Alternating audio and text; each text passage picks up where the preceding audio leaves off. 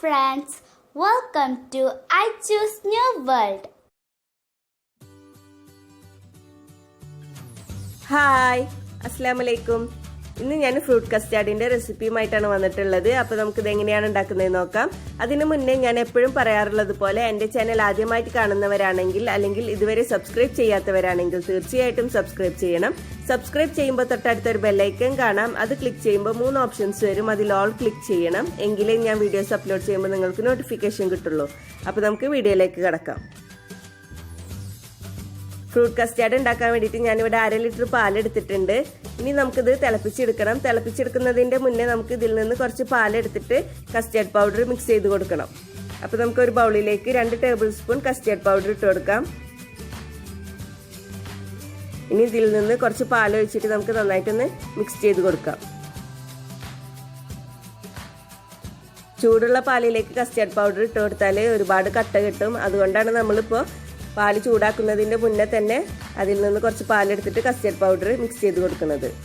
ഞാനിപ്പോൾ വാനിലയുടെ ഫ്ലേവറിലുള്ള കസ്റ്റാർഡ് പൗഡറാണ് എടുത്തിട്ടുള്ളത്. ഇനി ഇതൊരു സൈഡിലേക്ക് മാറ്റി വെക്കാം. എന്നിട്ട് നമുക്ക് പാല് തിളപ്പിക്കാനായിട്ട് വെക്കാം. ഈ പാലൊന്ന് ചൂടായി വന്നാൽ നമുക്ക് ഇതിലേക്ക് ആവശ്യത്തിനുള്ള മധുരം ചേർത്ത് കൊടുക്കാം. ഞാനിപ്പോൾ 3 ടേബിൾ സ്പൂണോളം പഞ്ചസാര ചേർത്ത് കൊടുക്കുന്നുണ്ട്. മധുരമൊക്കെ നിങ്ങളുടെ ഇഷ്ടത്തിനനുസരിച്ചിട്ട് ചേർത്ത് കൊടുക്കാം. ഇനി ഈ പാലൊന്ന് തിളച്ച് വരട്ടെ.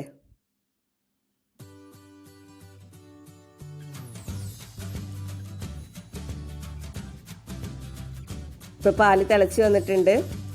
നമുക്ക് ഫ്ലെയിം ലോ ആക്കാം. എന്നിട്ട് ഇതിലേക്ക് കലക്കി വെച്ചിട്ടുള്ള കസ്റ്റാർഡ് പൗഡർ ഒഴിച്ചു കൊടുക്കാം. ഫ്ലെയിം ലോ ആക്കിയിട്ട് ഒഴിച്ചു കൊടുത്താൽ മതി, ഇല്ലെങ്കിൽ പെട്ടെന്ന് തന്നെ അടി പിടിക്കും.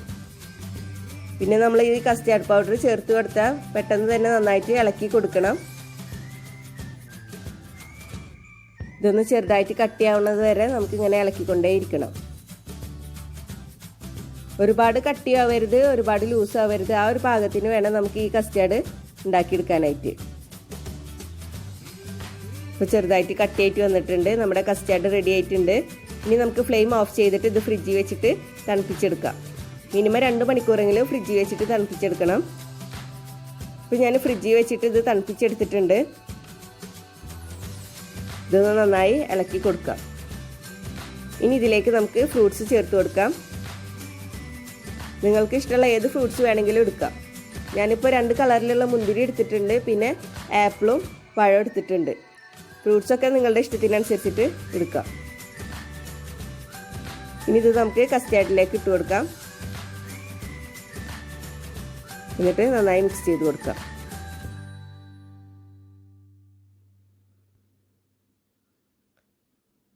അപ്പോൾ നമ്മുടെ ഫ്രൂട്ട് കസ്റ്റാർഡ് റെഡി ആയിട്ടുണ്ട്.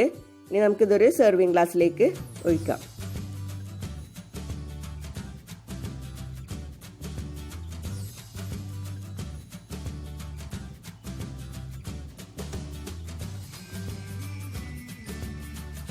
ഇനി ഇതിൻ്റെ മുകളിൽ കുറച്ച് ഫ്രൂട്ട്സ് ചെറുതായി അരിഞ്ഞത് ചേർത്ത് കൊടുത്തിട്ട് ഗാർണിഷ് ചെയ്യാം.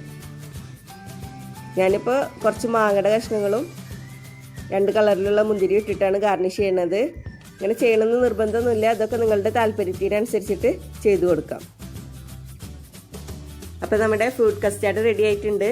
എല്ലാവർക്കും ഇഷ്ടപ്പെട്ട് കാണുമെന്ന് വിചാരിക്കുന്നു. എല്ലാവരും ട്രൈ ചെയ്ത് നോക്കണം. തീർച്ചയായിട്ടും എല്ലാവർക്കും ഇഷ്ടപ്പെടും. ഇനിയും ഇതുപോലുള്ള വീഡിയോസുമായി വരാൻ നിങ്ങൾ എൻ്റെ ചാനൽ സബ്സ്ക്രൈബ് ചെയ്യണം. സബ്സ്ക്രൈബ് ചെയ്താൽ ബെല്ലൈക്കൺ ക്ലിക്ക് ചെയ്യാൻ മറക്കരുത്.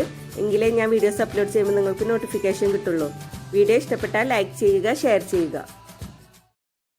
Please subscribe, comment, like and share.